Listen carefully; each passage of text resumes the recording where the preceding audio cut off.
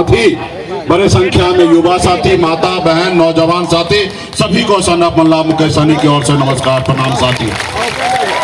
साथियों, 25 जुलाई से ही यूपी, बिहार, झारखंड में तीनों राज्य में निषाद आरक्षण संकल्प यात्रा लेकर आपके बीच में हम लोग घूम रहे हैं। पहला यात्रा जो था रथ यात्रा, उसके माध्यम से आपके पूरे यूपी, बिहार, झारखंड में हमने 101 दिन का यात्रा किया। उसके बाद हमने हर घर संकल्प अभियान के तहत पूरे बिहार, यूपी, झारखंड में समाज के बीच में हम लोग पार्टी के पदाधिकारी पहुंचे और आज 14 जगह जनसभा है जो यूपी, बिहार, झारखंड में, और मकसद एक ही है कि निषाद समाज को मान सम्मान अधिकार मिले। आज हमारी लड़ाई है कि निषाद समाज के सभी उपजाति, बिंद, बिल्दार, नुनिया, मला, चाय, तियर, बनपर, गोरी, निषाद के 22 उपजाति को आरक्षण मिले एससी का। हमारी लड़ाई है, हमारा मानना है कि जब देश एक है, देश के संविधान एक है, देश के प्रधानमंत्री एक है, देश के गृह मंत्री एक है, तो हमारे साथ भेदभाव क्यों हो रहा है? आज हमारे एक भाई को बंगाल में आरक्षण मिल रहा है एससी का, हमारे एक भाई को दिल्ली में आरक्षण मिल रहा है एससी का, लेकिन हमें बिहार में, उत्तर प्रदेश और झारखंड में नहीं मिल रहा है। साथियों, आप बताइए, पहले बिहार, बंगाल, उड़ीसा, झारखंड ये सब एक ही राज्य हुआ करता था।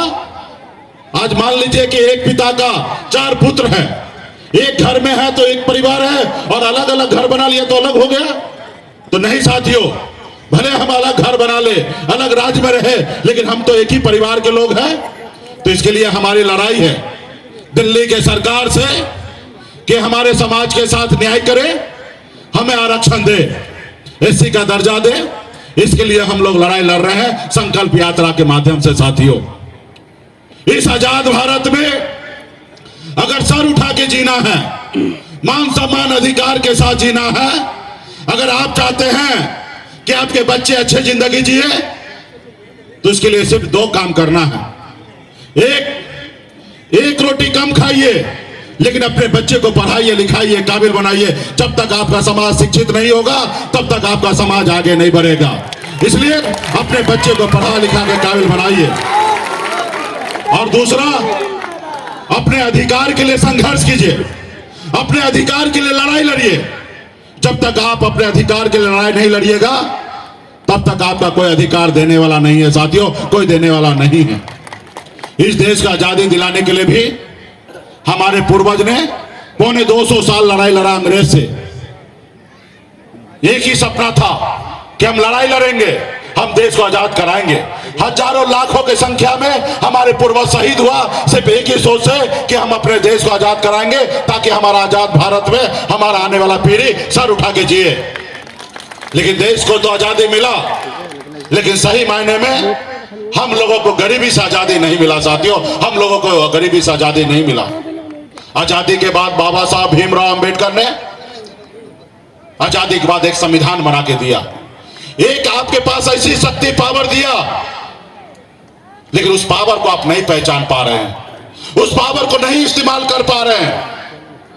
पहले ऐसा हुआ करता था आजादी से पहले कि राजा का बेटा राजा बनता था, रानी के कोख से जो बच्चा जन्म लेता था वही राजा बनता था। लेकिन बाबा साहब ने कहा कि नहीं, ये लोकतंत्र है, और इस लोकतंत्र में आपको वोट गिराने का अधिकार दिया। और बाबा साहब ने कहा, जब रानी के पेट से बच्चा पैदा होगा वो राजा नहीं बनेगा। अब इस देश का राजा वही बनेगा जिसके पास वोट होगा, वही राज्य का मुख्यमंत्री और देश का प्रधानमंत्री बनेगा। लेकिन आपने वो शक्ति को नहीं पहचाना, और जिन लोगों ने उस शक्ति को पहचाना, अपने वोट को, ताकत को समझा, उन्होंने अपने समाज का, अपने राज्य का भला किया। जैसे हमारे लालू प्रसाद यादव जी, मुलायम सिंह यादव जी, बहन मायावती जी, स्वर्गीय पासवान जी, ये लोग कोई अमीर घर में जन्म नहीं लिया, ये लोग भी गरीब घर में ही जन्म लिए, लेकिन संघर्ष किए, अपने वोट को, ताकत को समझे। जब लालू प्रसाद यादव जी दल बनाए तो उनके लोगों ने साथ दिया, और जब उनके लोगों ने साथ दिया तो दल को बल मिला, और जब दल को बल मिला तो समस्या का सारा हल हुआ साथियों, हल हुआ। अपने वोट के दम पर 15 साल लालू जी मुख्यमंत्री रहे, तो इसलिए साथियों वो पैसे के दम पे नहीं है, अपने वोट के दम पे रहा। वही वोट आपके पास है। जैसे हनुमान जी के पास शक्ति था, लेकिन उनको एहसास नहीं था कि हम 7 समुद्र पार कर सकते हैं। जब उनको एहसास कराया गया कि हे प्रभु आपके पास अपरंपार शक्ति है, जब हनुमान जी को एहसास हुआ तो 7 समुद्र पार जाके रावण को लंका जलाने का काम किया साथियों, रावण को लंका जलाने का काम किया। वही शक्ति पावर आपके पास भी है। सिर्फ जरूरी है कि एक जगह एक मंच पे खड़ा होने का, और जिस रोज एक मंच पे खड़ा हो जाइएगा तो पटना क्या अब दिल्ली को कब्जा कर सकते हैं साथियों, दिल्ली को कब्जा कर सकते हैं। तो इसके लिए साथियों हमारा नारा है, आरक्षण नहीं तो गठबंधन नहीं, गठबंधन नहीं तो वोट नहीं, अब वोट नहीं तो दिल्ली का सरकार नहीं साथियों, दिल्ली का सरकार नहीं। जो हमारी सुनेगा हम उनकी सुनेंगे, जो हमारी नहीं सुनेगा हम उनकी नहीं सुनेंगे। जो हमारे बच्चे का फिक्र करेगा हम उनकी फिक्र करेंगे, जो हमारे बच्चे का फिक्र नहीं करेगा हम भी उसका फिक्र नहीं करेंगे साथियों। अभी 2024 का चुनाव है, मोदी जी को वोट चाहिए, प्रधानमंत्री उनको बनना है। एक तरफ राहुल गांधी जी को वोट चाहिए, उनको प्रधानमंत्री बनना है, और आपको हमको प्रधानमंत्री नहीं बनना है, हमें तो सिर्फ आरक्षण चाहिए। तो इसलिए साथियों मजबूती से हम लोग लड़ाई लड़ रहे हैं, और हम तो उस कुल खानदान के लोग हैं। हमारे केवट महाराज भगवान राम को पार लगाए थे, हम उस कुल खानदान के लोग हैं। और संजोग से केवट महाराज का आशीर्वाद से, संजोग से हमारे पास भी नाव ही है। अगर 2024 में जिसको बैठना है नाव पे पार लगना है, वो पहले आरक्षण लागू करो, फिर हम नाव पे बैठाएंगे। हम पहले जैसा केवट महाराज नहीं है कि प्रभु राम जी हम आपको यहाँ पार लगाते हैं, आप हमको वहां पार लगा दीजिएगा। हम ऐसा डील करने वाले नहीं है। हम तो कहेंगे भाई मोदी जी नाव पे बैठने से पहले टिकट कटा लीजिए, नाव पे बैठने से पहले आरक्षण दीजिए। आरक्षण नहीं दीजिएगा तो मोदी जी आपको नाव पे नहीं बैठने मिलेगा, और जब नाव पे नहीं बैठिएगा तो दिल्ली कैसे पहुंचिएगा? कहीं कोई जबरदस्ती बैठ गया, वो लोग कोशिश भी कर रहा जबरदस्ती बैठने का, कहीं बैठ गया तो ये नाव लेके बीच में जाएंगे और बीच गंगा जी में पलट देंगे, और जब पलट जाएगा तो हम लोग तो मल्ला है, तैर के बाहर निकल जाएंगे, और फंसेगा कौन? मोदी जी फंसेगा ना। तो इसलिए साथियों क्योंकि वो सन ऑफ मल्ला के सामने में डुप्लीकेट मल्ला सबको खड़ा कर रहा है, लोगों को गुमराह करने का काम कर रहा है। तो खैर समाज में कोई फूट नहीं होगा, समाज को पता है कि हमें क्या लड़ाई लड़ना है साथियों। इसलिए सभी साथी से कहूंगा संघर्ष कीजिए। अगर संघर्ष कीजिएगा तो दुनिया का हर ताकत जो है वो आपके सामने में घुटना टेक देगा साथियों, घुटना टेक देगा। आज मुझे देखिए, कोई मैं रतन टाटा घर में जन्म थोड़े लिया या अंबानी के घर में जन्म थोड़े लिया, मैं भी एक मामूली सा साधारण गरीब मछुआरा के परिवार में जन्म लिया। पिताजी मछली मारते थे, दादाजी मछली मारते थे, ऐसे घर में जन्म लिया। लेकिन मैंने संघर्ष किया। 18 साल की उम्र में घर परिवार को छोड़कर बम्बई जैसे शहर चला गया, मेहनत किया, मजदूरी किया, 900 रुपया महीने पे नौकरी करता था। लेकिन संघर्ष की बदौलत बम्बई जैसे शहर में कामयाबी का झंडा मैंने गाड़ा।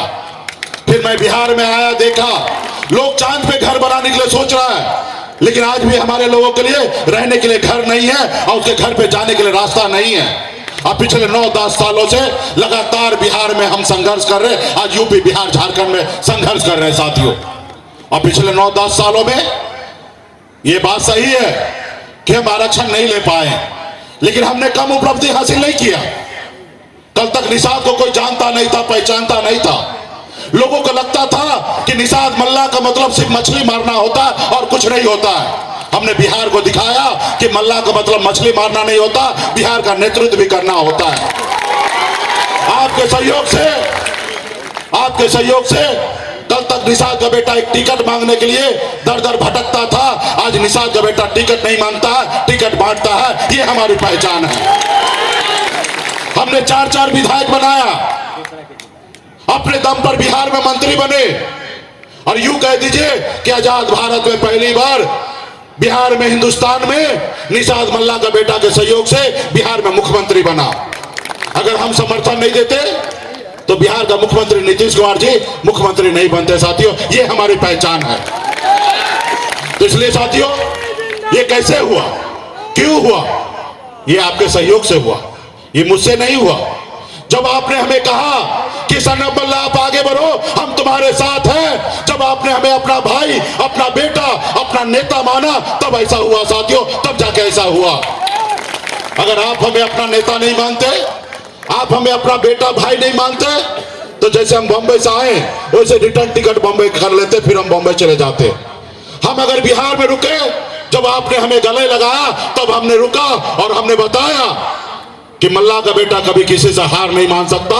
जैसे दशरथ मांझी ने कहा था कि जब तक तोड़ेंगे नहीं तब तक छोड़ेंगे नहीं, उसी तरीके से हमने भी निर्णय ले लिया। जब तक हम लोग आरक्षण लेने लेंगे तब तक हम लोग छोड़ने वाला नहीं है साथियों, तब तक छोड़ने वाला नहीं है साथियों। तो इसलिए साथियों, सिर्फ इसके लिए एकता के साथ रहना पड़ेगा। लोग आएंगे, भटकाएंगे, लेकिन एकता के साथ अपने नेता, अपने दल, अपने पार्टी के साथ रहिए। जैसे लालू प्रसाद जी के साथ उनके लोगों ने था, और जब उनके लोगों ने उनके साथ दिया तो दल को बल मिला, और जब दल को बल मिला तो हर समस्या का हल हुआ। हल हुआ कि नहीं हुआ? आज लालू जी का तूती बोलता है कि नहीं बोलता है? कल अगर आप भी पावर में आइएगा तो आपका भी चलेगा साथियों, आपका भी चलेगा। तो इसलिए साथियों, और पावर में आने के लिए सिर्फ वोट की आवश्यकता है, पैसे की आवश्यकता नहीं है। पैसा उनको चाहिए जिसके पास वोट नहीं है, उनको पैसा चाहिए। हमें वोट हमारे पास है, हमें पैसे की आवश्यकता नहीं है साथियों। इसलिए साथियों, संघर्ष करना, लड़ाई लड़ना है। अगर इस आजाद भारत में सर उठा के जीना है तो आपको बेहतर लड़ाई लड़ना पड़ेगा। पिछले 9-10 सालों से हम लोगों ने पहचान बनाया है। आज देश का प्रधानमंत्री घबरा रहा है सनब मल्ला से, और मेरे लिए खुशी की बात है कि वो आज डर रहे हैं। ये मेरे लिए अच्छी बात है। आज कहते हैं कि साहनी जी, हमसे गलती हुआ, माफ कीजिए, आप हमारे पीछे आ जाइए, साथ आ जाइए और 2025 में मुख्यमंत्री बन जाइए। हम बोले भाई, हम मल्लाह का बेटा हैं, हम जाल में मछली फंसाते हैं, जाल में फंसते नहीं है। हम अपना झोपड़ी में रहेंगे, झोपड़ी का बादशाह बने रहेंगे। तुम्हारे महलों में आकर हमें गुलामी नहीं करना, तुम्हारे महलों में गुलामी नहीं करना है। आपका हमारा समझौता एक ही शर्त पे होगा, आप आरक्षण लागू करो तो हम आपसे साथ समझौता करेंगे, आरक्षण लागू नहीं करोगे तो आपसे कोई समझौता नहीं करेंगे साथियों, कोई समझौता नहीं करेंगे। क्या होगा? हम लड़ेंगे, गिरेंगे, उठेंगे, फिर लड़ेंगे, गिरेंगे, उठेंगे, और एक न एक दिन हार भी शर्मिंदा होगा और हमें जिताएगा साथियों, हमें जिताएगा। हमने बिहार को बताया ना कि मल्ला का मतलब मछली नहीं मारना होता है, विधायक भी बनाना होता है। हमने 4 विधायक बनाए, 40 बनाएंगे। एक समय आएगा 125 बना के अपने दम पर बिहार में सरकार बनाएंगे। लेकिन इसके लिए संघर्ष करना पड़ेगा, लड़ाई लड़ना पड़ेगा, अपने वोट को, ताकत को समझना पड़ेगा। जैसे हनुमान जी ने शक्ति को पहचाना, वैसे आपको भी समझाना पड़ेगा। आज मुख्यमंत्री नीतीश जी को मैं धन्यवाद दूंगा। बिहार में जाति आधारित जनगणना कराएं, और उसमें आपने देखा होगा बिहार में 63% ओबीसी है, और 63% ओबीसी में 1 नंबर पे कोई जात है तो हमारा यादव भाई है 14%, और 2 नंबर पे कोई है तो वो निषाद समाज जो है वो 10% है साथियों, 10% है। और अति पिछड़ा में तो 36% हम अकेले हैं, और मजबूती से हम लड़ाई लड़ेंगे, कर्पूरी ठाकुर जी के विचारों पे चलेंगे। तो इसलिए साथियों, उनके लड़ाई, उनके साथ, उनके विचार पे चलकर आने वाला समय में अपने लोगों के लिए न्याय करेंगे।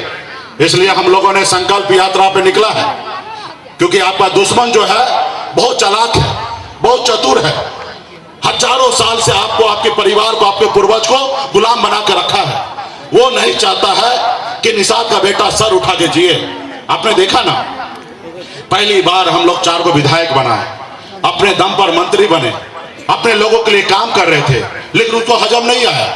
उन्होंने षड्यंत्र के तहत हमारे विधायक को खरीद लिया, हमें सरकार से बाहर कर दिया। जो सरकार हमने बनाया था उसको मुझसे तकलीफ नहीं था, उनको ये तकलीफ है कल तक जो मछुआरा मल्लाह का बेटा गुलाम था, आज मालिक बन गया, आज हमारी बराबरी करता है, आज हमारे साथ बराबरी में बैठता है, आज बिहार में हेलीकॉप्टर से घूमता है। इसको रोको, अगर नहीं रोकोगे तो इसका समाज सोया हुआ शेर है, और जिस रोज जग जाएगा उस रोज यादव भाई के जैसे अपने दम पर बिहार में सरकार बना लेगा।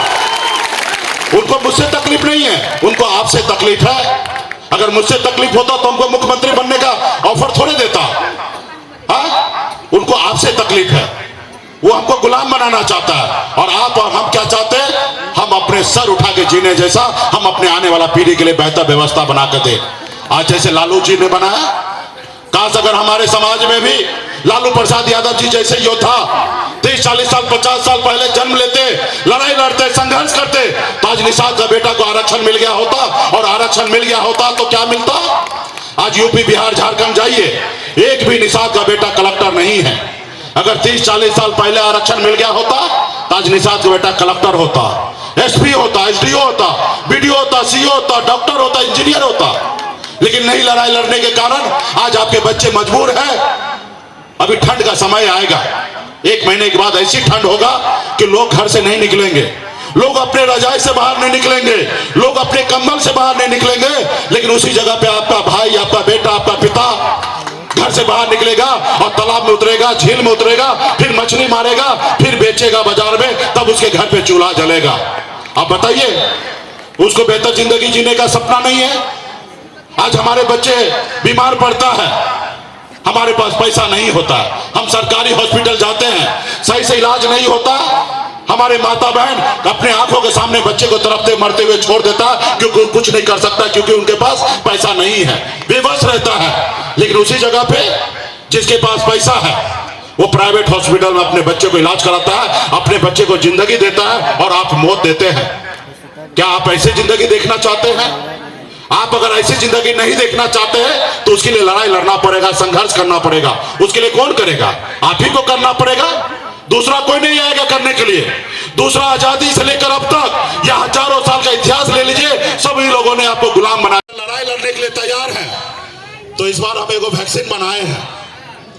जैसे कोरोना काल में देश को सुरक्षित करने के लिए डॉक्टर ने एक वैक्सीन बनाया था, और ताकि देश के लोग सुरक्षित हो, इस बार भी हम एक वैक्सीन बनाए हैं। जितना वैक्सीन लगाइएगा इस मैदान में, उतना मोदी जी का कुर्सी हिलेगा दिल्ली में, क्योंकि उनको गलतफहमी है।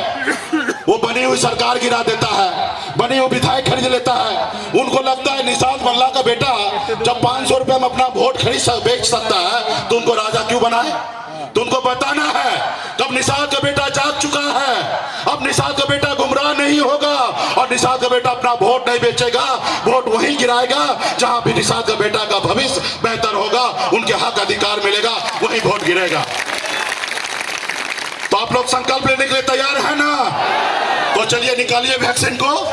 अरे वो गंगा जल को निकालिए, आप ही के बगल वाला गंगा जी वाला है, तो गंगा जल निकालिए और ढक्कन को खोलिए और हाथ में लीजिए। जैसे पंडित जी देता ना, संकल्प करवाता है पूजा करने से पहले, वैसे सब हाथ में लीजिए। जो भी यहाँ निषाद का बेटा है और निषाद का भलाई चाहते हैं, हाथ में लीजिए सब लोग, और हाथ को ऊपर कीजिए ताकि हमारा मीडिया वाला भाई भी देखे कि कैसे निषाद का बेटा, माता बहन हाथ में गंगा जल लेकर संकल्प ले रहा है। चलिए, माइक रेडी है भाई, चलिए।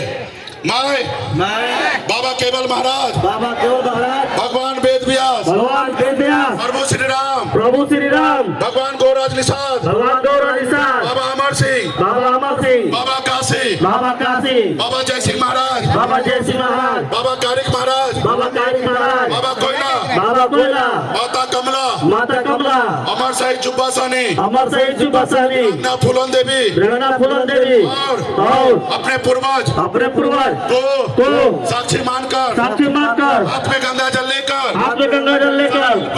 संकल्प करता हूँ कि अपने समाज और अपने आने वाला पीढ़ी के लिए हर परिस्थिति में संघर्ष करूंगा और अपनी विकासशील इंसान पार्टी के साथ रहूंगा। पार्टी जो निर्णय लेगी हम उस निर्णय के साथ रहेंगे। हम संकल्प लेते हैं एक रोटी कम खाएंगे, एक रोटी कम खाएंगे, लेकिन अपने बच्चे को पढ़ाएंगे लिखाएंगे। अपने बच्चे को पढ़ाएंगे लिखाएंगे। जय निषाद राज, जय निषाद राज, जय वीआईपी, जय वीआईपी, जय बिहार, जय बिहार। बहुत बहुत धन्यवाद सभी माता बहन नौजवान साथी को।